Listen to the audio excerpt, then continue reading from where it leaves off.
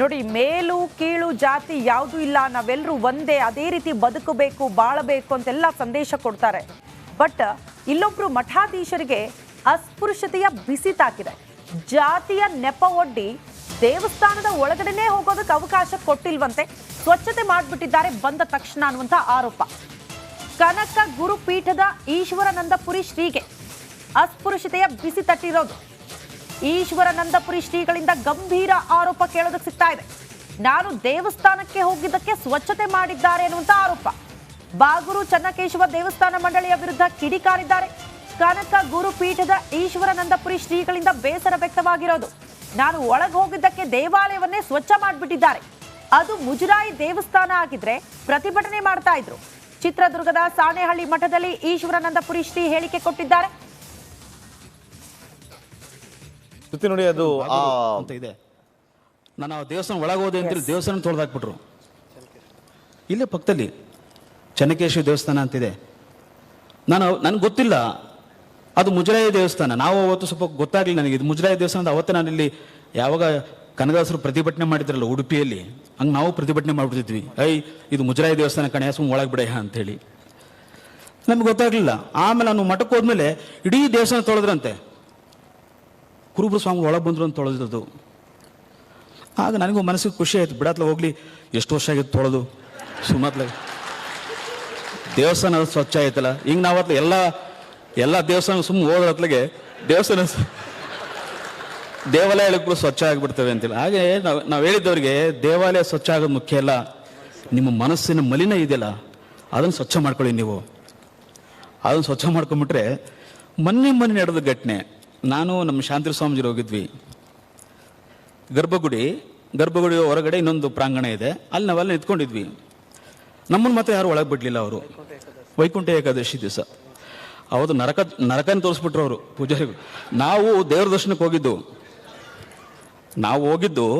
ದೇವರ ದರ್ಶನಕ್ಕೆ. ಅಲ್ಲಿ ವೈಕುಂಠ ಏಕಾದಶಿ ದೇವರ ದರ್ಶನಕ್ಕೆ ಹೋದ್ವಿ. ನೋಡಿ ಎಷ್ಟು ಇದನ್ನ ಮಾಡಿದ್ರು ಅಂತ ಹೇಳಿದ್ರೆ, ಹೆಣ್ಮಕ್ಳೆಲ್ಲ ಒಳಗೋಗ್ಬಿಟ್ವು. ಅಂದ್ರೆ ಜಾತಿ ಹೆಣ್ಮಕ್ಳು ಅವ್ರು ಅಲ್ಲ ಸಭಿಕರಿಗೆ ಗೊತ್ತಾಗುತ್ತೆ. ಪೂಜಾರಿ ಹೆಣ್ಮಕ್ಳಲ್ಲಿ ಒಳಗೋಗ್ಬಿಟ್ವು. ಸ್ವಾಮಿಗಳು ನಾವು ಒಂದೊಂದು ಮಠದ ಸ್ವಾಮಿಗಳು ನಮಗೆ ಎಂಟ್ರಿ ಇಲ್ಲ, ಒಳಗಡೆ ಪ್ರವೇಶನೇ ಇಲ್ಲ. ನಾವು ಹೆಣ್ಣು ಮಕ್ಕಳೆಲ್ಲ ಹೋಗ್ತವೆ, ಅವ್ರಿಗಿಂತ ನಾವೇನು. ನಾಗೇಂದ್ರ ಬಾಬು, ಒಂದು ಆರೋಪ ಸಿಗೋದು ನಮಗೆ, ಇಂಥ ಜಾತಿಯವ್ರಿಗೆ ಅವಕಾಶ ಕೊಡ್ತೀರಾ ದೇವಸ್ಥಾನದ ಒಳಗಡೆ, ಅರ್ಚಕರಾಗಕ್ಕೆ ನೀವು ಅವಕಾಶ ಕೊಡ್ತೀರಾ ಅಂತ ಬಹುತೇಕ ಕಡೆ ಒಂದೊಂದು ಪ್ರಶ್ನೆ ಮಾಡ್ತಾರೆ. ಅದು ರಾಮ ಮಂದಿರ ವಿಚಾರದಲ್ಲೂ ಕೂಡ ನಮ್ಗೆ ಕೇಳೋದಕ್ಕೆ ಸಿಕ್ತು. ಈಗ ಇಲ್ಲಿ ಮಠಾಧೀಶರು ಒಂದು ಆರೋಪ ಮಾಡ್ತಾ ಇರೋದು, ಒಳಗಡೆ ಹೋದ್ವಿ ಸ್ವಚ್ಛತೆ ಮಾಡಿದ್ರು ಬೇರೆ ಜಾತಿ ಅನ್ನೋ ಕಾರಣಕ್ಕೆ. ಯಾವ ಕಾಲದಲ್ಲಿ ಇದೀವಿ, ಏನ್ ಸಂದೇಶ ಕೊಡ್ಲಾಗ್ತಾ ಇದೆ, ಅದೇ ಪ್ರಶ್ನೆ ಹುಟ್ಟೋದು. ಯಾಕೆ ಇನ್ನೂ ಮನುಷ್ಯತ್ವ ಅನ್ನೋದನ್ನ ಯಾಕೆ ಇನ್ನೂ ಎಲ್ಲ ಮರ್ತ್ಬಿಟ್ಟಿದಾರ ಅಂತೇಳಿ. ಯಾಕಂದ್ರೆ ನೋಡಿ, ಇವತ್ತು ಎಲ್ಲರೂ ಕೂಡ ಅಣ್ಣ ತಮ್ಮಂದ್ರಂತೆ, ನಾವು ಕನ್ನಡಿಗರು, ನಾವು ಭಾರತೀಯರು ಅಂತೇಳಿ. ಇದು ನಿಜವಾಗ್ಲೂ ಇದು ಆಗಿದೆ ಇದ್ರೆ, ಆ ಸ್ವಾಮೀಜಿಗಳು ಮಾಡಿರುವಂತ ಆರೋಪ ಇದೆಯಲ್ಲ, ಅದೇನಾದ್ರಾಗಿದ್ರೆ ಖಂಡಿತವಾಗ್ಲೂ ಕೂಡ ಅವ್ರ ವಿರುದ್ಧ ಶಿಕ್ಷಾರ್ಹ ಅಪರಾಧ ಆಗ್ಬೇಕು, ಕ್ರಮ ಆಗಲೇಬೇಕು. ಒಂದು ಸ್ಪಷ್ಟ ಸಂದೇಶ ರವಾನೆ ಆಗ್ಬೇಕು. ನೋಡಿ, ಎಲ್ಲಾ ಸಮುದಾಯದವರು ಕೂಡ ಒಂದೇ. ನೋಡಿ, ರಾಮ ಮಂದಿರ ಹೇಳ್ತಿದಾರಲ್ಲ, ಇವತ್ತು ರಾಮ ಮಂದಿರ ಒಳಗಡೆ ಕೂತಿದನಲ್ಲ ರಾಮಲಲ್ಲ, ಆ ಮೂರ್ತಿ, ಆ ಶಿಲೆ ಸಿಕ್ಕಿದ್ದು ಒಬ್ಬರ ದಲಿತ ಸಮುದಾಯದ ಒಬ್ಬ ಸಾಮಾನ್ಯ ರೈತನ ಭೂಮಿಯಲ್ಲಿ. ಸುಮ್ಮನೆ ಯಾವುದೋ ವಿಚಾರಗಳನ್ನ ಇಟ್ಕೊಂಡು ಅಲ್ಲಿ ರಾಜಕೀಯ ತಿರುವುಗಳನ್ನ ಪಡೆದುಕೊಳ್ತಲ್ಲ, ಅದು ಬಹಳ ಬೇಸರ ಆಗುತ್ತೆ. ನೋಡಿ, ಆ ಸ್ವಾಮೀಜಿ ಒಂದು ಮಾತು ಹೇಳಿದ್ರು, ಆ ದೇವಸ್ಥಾನವನ್ನ ತೊಳೆದಿದ್ದು ಯಾರೇ ಆಗಿರಲಿ ಅವ್ರ ವಿರುದ್ಧ ಕ್ರಮ ಆಗಬೇಕು. ಆದರೆ ಆ ಸ್ವಾಮೀಜಿ ಹೇಳಿದ್ರಲ್ಲ, ನಾನು ಹೋಗಿ ಬಂದಿದ್ದಕ್ಕಾದ್ರೂ ಅವರ ದೇವಸ್ಥಾನ ಸ್ವಚ್ಛತೆ ಆಯ್ತಲ್ಲ, ಅದು ಖುಷಿ ಅಂತೇಳಿ. ಅಷ್ಟು ಪಾಸಿಟಿವ್ ಆಗಿದ್ದೀವಿ ಇವತ್ತಿನ ಪ್ರೆಸೆಂಟ್ ಸಿಚುಯೇಷನ್ ಅಲ್ಲಿ. ಮತ್ತಷ್ಟು ಮಾಹಿತಿಯನ್ನು ಕೊಡ್ತಕ್ಕೆ ನಮ್ಮ ಪ್ರತಿನಿಧಿ ವೀರೇಶ್ ಲೈವ್ ನಲ್ಲಿ ಜಾಯ್ನ್ ಆಗಿದ್ದಾರೆ. ವೀರೇಶ್, ಯಾವಾಗ ಆಗಿದ್ದು ಇನ್ಸಿಡೆಂಟ್? ಖಂಡಿತ ಏನಂದ್ರೆ ನಾಗೇಂದ್ರ ಹೇಳ್ಬೇಕಂದ್ರೆ, ಏಕಾದಶಿ ಟೈಮಲ್ಲಿ ಏನು ಅಂದ್ರೆ ಹೊಸದುರ್ಗ ತಾಲೂಕಿನಲ್ಲಿರುವ ಬಾಗೂರಿನಲ್ಲಿ ಚನ್ನಕೇಶ್ವರ ದೇವಸ್ಥಾನ ಇದೆ. ಆ ಚನ್ನಕೇಶ್ವರ ದೇವಸ್ಥಾನಕ್ಕೂ ಮತ್ತೆ ಏನಂದ್ರೆ ಕನಕಶ್ರೀ ಈಶ್ವರಾನಂದ ಪುರಿ ಸ್ವಾಮೀಜಿ ಇರುವಂತ ಅಂದ್ರೆ ಒಂದೇ ತಾಲೂಕಿನಲ್ಲಿ ಬರುತ್ತೆ. ಆದ್ರೆ ಏಕಾದಶಿ ಅಂತ ಸಮಯದಲ್ಲಿ ಆ ದೇವಸ್ಥಾನಕ್ಕೆ ಹೋದಾಗ ದೇವಸ್ಥಾನದಲ್ಲಿ ಸ್ವಾಮೀಜಿಯವರು ಹೋಗ್ಬೇಕಾದಾಗ ಆಕ್ಷೇಪಣೆ ಮಾಡೋದಿಲ್ಲ. ಆದ್ರೆ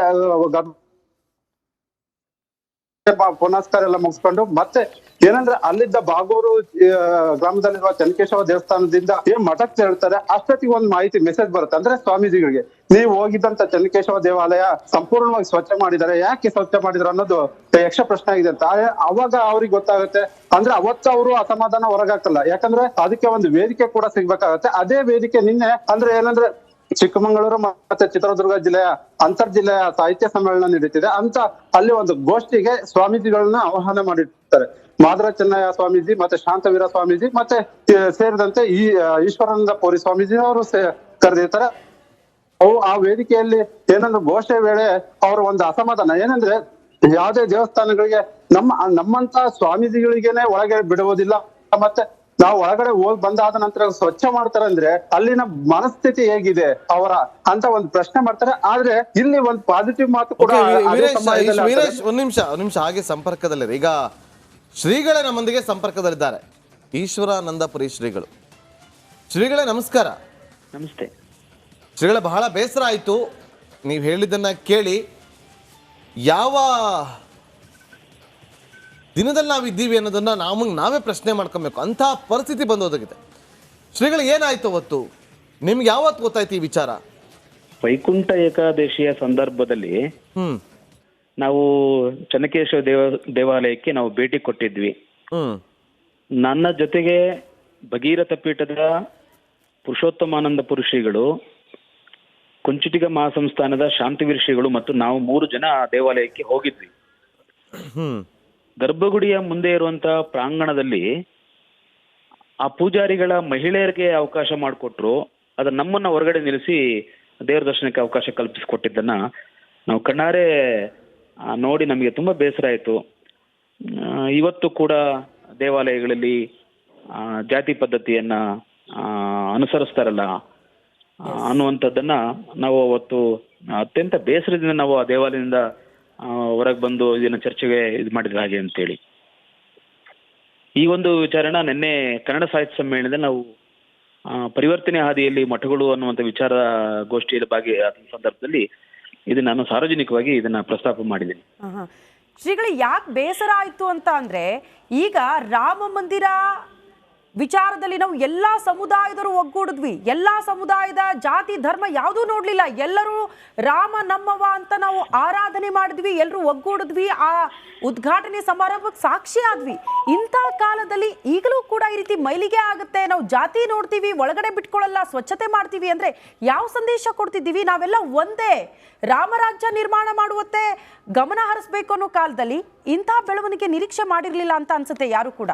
ಮಾಡಬಾರ್ದು ಇದನ್ನ, ಏಕೆಂದ್ರೆ ಇದು ಅತ್ಯಂತ ಶೋಚನೀಯವಾಗಿರುವಂತಹ ಒಂದು ಸನ್ನಿವೇಶಗಳಿವೆಲ್ಲ. ಹೌದು, ಇದು ನನ್ನ ಒಬ್ಬನಿಗೆ ಅಲ್ಲ, ಅನೇಕ ಮಠಗಳ ಸ್ವಾಮಿಗಳಿಗೆ ಅಂತ ಅನೇಕ ಸಂದರ್ಭಗಳು ಒದಗಿ ಬಂದ್ರು ಕೂಡ ಅವ್ರು ಯಾರು ಕೂಡ ಧ್ವನಿ ಎತ್ತಲಿಲ್ಲ. ಈ ಒಂದು ಸಂದರ್ಭದಲ್ಲಿ ಅದು ಒಂದು ಮುಜರಾಯಿ ದೇವಾಲಯದಲ್ಲಿ ಪೂಜಾರಿಗಳ ಮಹಿಳೆಯರನ್ನ ಪ್ರಾಂಗಣಕ್ಕೆ ಬಿಟ್ಕೊಳ್ತಾರೆ, ನಮ್ಮಂತ ಹಿಂದುಳಿದ ಸಮುದಾಯದ ಪೂಜ್ಯರನ್ನ ಹೊರಗೆ ನಿಲ್ಲಿಸ್ತಾರೆ ಅಂತ ಹೇಳಿದ್ರೆ ಇನ್ನೂ ಜಾತಿ ಪದ್ಧತಿ ಜೀವಂತವಾಗಿದೆಯಲ್ಲ, ಇನ್ನೂ ಮಹಿಳೆಯರನ್ನ ದಲಿತರನ್ನ ಇನ್ನೂ ಕೂಡ ನಿಕೃಷ್ಟವಾಗಿ ಕಾಣುವಂತ ಒಂದು ಮನಸ್ಥಿತಿ ಇರುವಂತ ಸಮಾಜದಲ್ಲಿ ನಾವು ಇದೀವಲ್ಲ ಅನ್ನುವಂಥದ್ದೇ ನಮಗೆ ಬೇಸರ ತಂದಿರುವಂಥದ್ದು. ಈ ವಿಚಾರದಲ್ಲಿ ನಾವು ನಿನ್ನೆ ಕನ್ನಡ ಸಾಹಿತ್ಯ ಸಮ್ಮೇಳನದಲ್ಲಿ ಈ ವಿಚಾರನ ಪ್ರಸ್ತಾಪ ಮಾಡಿದ್ದೀವಿ. ಅಂದ್ರೆ ಈಗ ಶ್ರೀಗಳ ನೋಡಿ, ಇವತ್ತು ನಿಮ್ಗೇನಾಗಿದೆಯಲ್ಲ ಮತ್ತಿನ್ನೊಬ್ರಿಗೆ ಈ ಥರ ಆಗಬಾರ್ದು, ಯಾವುದೇ ಕಾರಣಕ್ಕೂ ಕೂಡ ಆಗಬಾರ್ದು. ನಾವೆಲ್ಲರೂ ಒಂದೇ ಅನ್ನೋ ಮನೋಭಾವ ಬರಬೇಕು. ಸೊ ಆ ನಿಟ್ಟಿನಲ್ಲಿ ನೀವೇನಾದರೂ ಹೋರಾಟಕ್ಕೆ ಮುಂದಾಗ್ತೀರಾ? ಇಲ್ಲಿ ಹೋರಾಟ ಅನ್ನೋದು ಬರೋದಿಲ್ಲ ಇವ್ರೆ. ಅಂದ್ರೆ ನಾನು ಹೇಳ್ತಿರೋದು ನನ್ನ ಉದ್ದೇಶ, ಶ್ರೀಗಳೇ ಕ್ಷಮೆಯಲ್ಲಿ ನನ್ನ ಹೇಳಿಕೆಯ ಉದ್ದೇಶ ಇದಾಗಿತ್ತು. ಅಂದ್ರೆ ನಾವೆಲ್ಲರೂ ಒಂದೇ, ಜಾಗೃತಿ ಮೂಡುದು. ಅಂದ್ರೆ ನಾನು ಹೇಳುವಂತದ್ದು ನಿಮ್ಮ ಮಾಧ್ಯಮದ ಮೂಲಕ ನಾನು ಏನು ಹೇಳಕ್ ಬಯಸ್ತೀನಿ ಅಂತ ಹೇಳಿದ್ರೆ, ಯಾವುದೇ ಮಠ ಇರಬಹುದು, ಮಂದಿರಗಳಿರಬಹುದು, ಆ ಧಾರ್ಮಿಕ ನಾಯಕರಾಗ್ಲಿ ಅಲ್ಲಿನ ಮುಖ್ಯಸ್ಥರಾಗ್ಲಿ ಜಾತಿ ಪದ್ಧತಿಯನ್ನ, ಅಸಮಾನತೆಯನ್ನ, ಅಸ್ಪೃಶ್ಯತೆಯನ್ನ ಮಾಡಬಾರ್ದು ಅನ್ನುವಂಥದ್ದು. ಎಲ್ಲರನ್ನೂ ಸಮಾನವಾಗಿ ಕಾಣುವಂತ ಒಂದು ವ್ಯವಸ್ಥೆ ನಿರ್ಮಾಣ ಆದಾಗ ಅದು ಎಲ್ಲರಲ್ಲೂ ಆ ಭಾವನೆಗಳು ಬರಬೇಕು. ನಾವೆಲ್ಲರೂ ಒಂದೇ ಅನ್ನುವಂಥ ಭಾವನೆಗಳು, ನಾವೆಲ್ಲರೂ ಸರಿಸಮಾನವಾಗಿ ಇರಬೇಕು ಅನ್ನುವಂಥ ವ್ಯವಸ್ಥೆ. ಸಂವಿಧಾನ ಇವತ್ತು ಇರುವಂತ ಸಂದರ್ಭದೊಳಗಡೆ ಈ ರೀತಿಯ ಒಂದು ಆಚರಣೆಗಳು ಇರುವಂತದ್ದು ಅತ್ಯಂತ ಶೋಚನೀಯ. ಇದಕ್ಕೆ ಪರಿವರ್ತನೆಯನ್ನ ಎಲ್ಲರೂ ಕೂಡ ಮಾಡ್ಕೊಳ್ಬೇಕಾಗಿದೆ ಅಂತ ಹೇಳಿ, ಎಲ್ಲರೂ ಬದಲಾಗಬೇಕಾಗಿದೆ. ಎಲ್ಲರನ್ನೂ ಪ್ರೀತಿ ವಿಶ್ವಾಸದಿಂದ, ಅನ್ಯೋನ್ಯತೆಯಿಂದ, ಸಾಮರಸ್ಯದಿಂದ, ಸಹಬಾಳ್ವೆಯಿಂದ ನಾವೆಲ್ಲರೂ ಒಗ್ಗಟ್ಟಾಗಿ ಹೋಗ್ಬಿಟ್ರೆ ಈ ರೀತಿಯ ಆಚರಣೆಗಳು ಆಗ್ಲಿಕ್ಕೆ ಅವಕಾಶ ಆಗೋದಿಲ್ಲ. ಅದಕ್ಕೆ ಎಲ್ಲರಲ್ಲೂ ಒಂದು ರೀತಿಯ ಜಾಗೃತಿ ಮೂಡ್ಬೇಕಾಗಿದೆ. ಕರೆಕ್ಟ್ ಎಲ್ಲರ ಮನಸ್ಸುಗಳು ಬದಲಾಗಬೇಕಾಗಿದೆ. ಕಡೆಯದಾಗಿ ನಮ್ಮ ರಿಪಬ್ಲಿಕ್ ಕನ್ನಡದ ಮೂಲಕ ಏನ್ ಸಂದೇಶ ಕೊಡೋದಕ್ಕೆ ಬಯಸ್ತೀರಿ? ನಾನು ಇಷ್ಟೇ ಹೇಳಕ್ಕೆ ಬಯಸ್ತೀನಿ, ಯಾವುದೇ ದೇವಾಲಯ ಇರಲಿ, ಯಾವುದೇ ಮಠಗಳಿರ್ಲಿ, ಜಾತಿಯ ಕಾರಣಕ್ಕಾಗಿ ತಾರತಮ್ಯ ಮಾಡಬಾರ್ದು. ಓಕೆ. ಅಸ್ಪೃಶ್ಯತೆಯನ್ನ ಜೀವಂತವಾಗಿಡಬಾರ್ದು. ದಲಿತ ಮಹಿಳೆ ಅನ್ನೋ ಕಾರಣಕ್ಕಾಗಿ ಆಕೆಯನ್ನು ಹೊರಗೆ ನಿಲ್ಲಿಸಿ ಒಂದು ರೀತಿಯ ತಾರತಮ್ಯವನ್ನ ಮಾಡುವಂತ ಯಾವುದೇ ಪ್ರಕರಣಗಳು, ಯಾವುದೇ ದೇವಾಲಯ ಆಗಲಿ, ಯಾವುದೇ ಮಠಗಳಾಗ್ಲಿ, ಮಂದಿರಗಳಾಗ್ಲಿ ಇದನ್ನು ಮಾಡಬಾರ್ದು ಅನ್ನುವಂಥದ್ದು. ಎಲ್ಲರನ್ನೂ ಸರಿಸಮಾನವಾಗಿ ಕಾಣುವಂತ, ಕನಕದಾಸ ಹೇಳಿಲ್ವೇ, ಜಲವೇ ಸಕಲ ಕುಲಕ್ಕೆ ತಾಯಿ ಅಲ್ಲವೇ, ಆ ಜಲದ ಕುಲದ ನೆಲೆಯನೇನಾದರೂ ಬಲ್ಲಿರ, ಆತ್ಮ ಯಾವ ಕುಲ, ಜೀವ ಯಾವ ಕುಲ, ಆತ ನುಲಿದ ಮೇಲೆ ಯಾತರ ಕುಲವಯ್ಯ ಅಂತ ಹೇಳಿ ಪ್ರಶ್ನೆ ಮಾಡ್ಲಿಲ್ವೇನು? ನಾವು ಆ ರೀತಿಯಾಗಿ ಬಸವಣ್ಣ ಹುಟ್ಟಿದ ನಾಡಿನಲ್ಲಿ, ಕನಕ ಹುಟ್ಟಿದ ನಾಡಿನಲ್ಲಿ, ಅನೇಕ ಶ್ರೇಷ್ಠ ಸಂತರು ಹುಟ್ಟಿದ ನಾಡಿನ ಒಳಗಡೆ ನಾವೆಲ್ಲರೂ ಕೂಡ ಎಲ್ಲರನ್ನೂ ಸರಿಸಮಾನವಾಗಿ ಕಾಣುವಂತ ಸಮಸಮಾಜವನ್ನ ನಾವು ನಿರ್ಮಾಣ ಮಾಡ್ಲಿಕ್ಕೆ ಏನೆಲ್ಲ ಬೇಕೋ ಎಲ್ಲವನ್ನು ಕೂಡ ಮಾಡಿದರೆ ಖಂಡಿತ ಇದು ಒಂದು ಸಹಬಾಳ್ವೆಯ ನಾಡಾಗುತ್ತೆ, ಸಾಮರಸ್ಯದ ಬೀಡಾಗುತ್ತೆ ಅನ್ನೋದನ್ನ ನಾನು ಹೇಳಲಿಕ್ಕೆ ಬಯಸ್ತೀನಿ. ಧನ್ಯವಾದಗಳು ಶ್ರೀಗಳೇ.